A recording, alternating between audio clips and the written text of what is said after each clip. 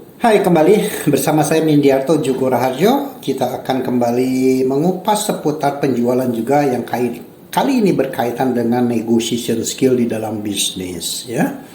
Kenapa sih penting? Ya, tentunya proses negosiasi adalah merupakan sebuah proses yang tidak bisa kita lewati agar harapan atau ekspektasi kita ketika berbisnis tentunya mencapai hasil yang optimal.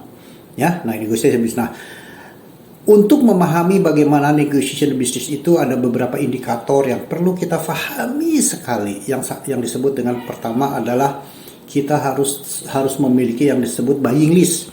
Apa saja yang ingin kita dapatkan, ya itu buying list. Nah, kemudian dari buying list tersebut kita perlu juga menyiapkan mana yang menjadi mutlak perlu kita peroleh atau menangkan, dan mana juga yang tentunya boleh kita dikalahkan, karena dalam negosiasi kan tidak sepenuhnya kita harus semua menang gitu ya. Itu satu. Jadi ada hal-hal yang kunci yang perlu kita peroleh, ada hal-hal juga yang mungkin perlu kita lepas atau kita mengalah. Itu satu poin.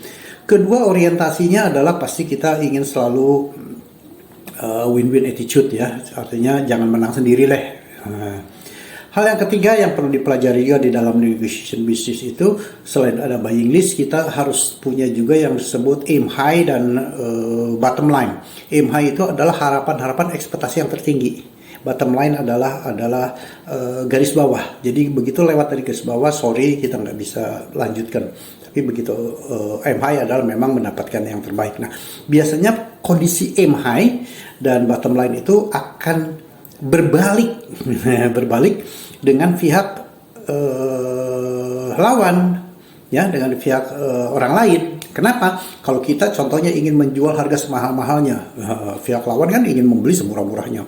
Kita ingin pembayaran secepat-cepatnya, kalau perlu cash, kalau perlu bayar dulu. Nah, pihak lawan biasanya kan bertolak belakang, kalau bisa ngutang selama-lamanya. Nah, aim high dan aim bottom line ini adalah perlu kita reduce pada titik di mana akan terjadi kesepakatan win-win.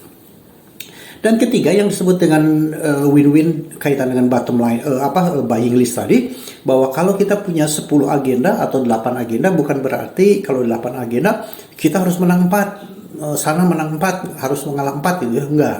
Bisa saja 3 dengan 5, selama nilai 3 dan 5 itu adalah balance, ya, negotiation dalam bisnis.